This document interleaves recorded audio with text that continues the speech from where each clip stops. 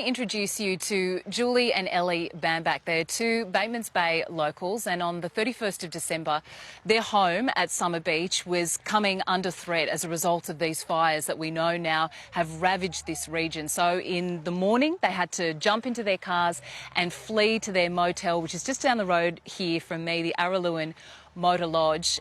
Despite that, not knowing whether or not their property was still standing, in the meantime, they opened their doors to the fireys who've been staying at the Motor Lodge. It's so wonderful to see this community come together during these times. Julie, talk me through that night, because you got a call at about 5 a.m. on that morning. You hopped up onto the top of the roof. Describe to me the scene that you saw.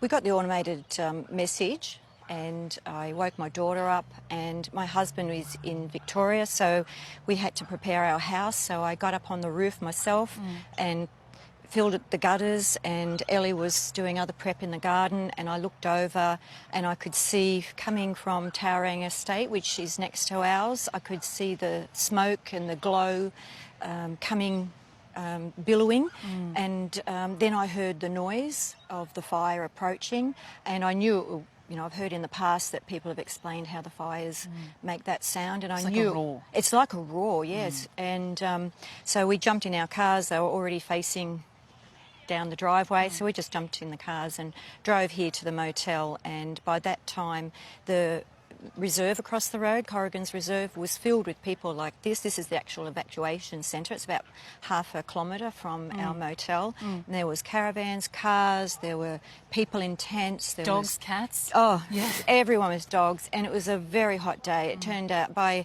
around about 10 or 11 o'clock it was very hot, and people were getting heat stress. They were sitting in the open sun.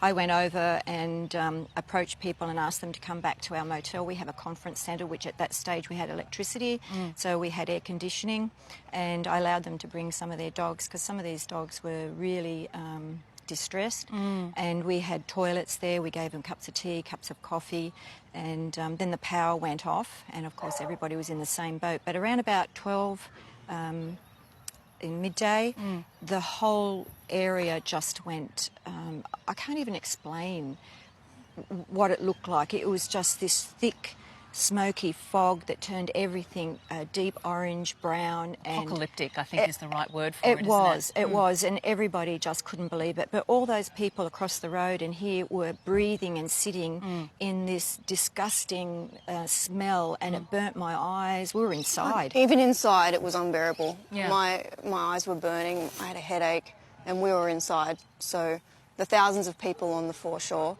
were really feeling it. But it was all hands on deck during that point. I know you were getting some of the residents to try and help with little tasks in the motel. Well, that was the following day. You had the fireys come in as well. You were cooking up breakfasts for them. Yeah. The community spirit that I know Brett has witnessed, I've only been here for 24 hours, but it's just been absolutely amazing, because at that point you didn't know whether or not your home was impacted. Unfortunately, some of your neighbours, they have lost theirs. I'm pleased to say that your home is okay, but we just want to say a big thank you. Thank you so much for opening your doors and helping all of the community as you did that day. It's just remarkable, and I hope the worst that they're forecasting doesn't eventuate for the two of you. Thanks so much for your time this morning.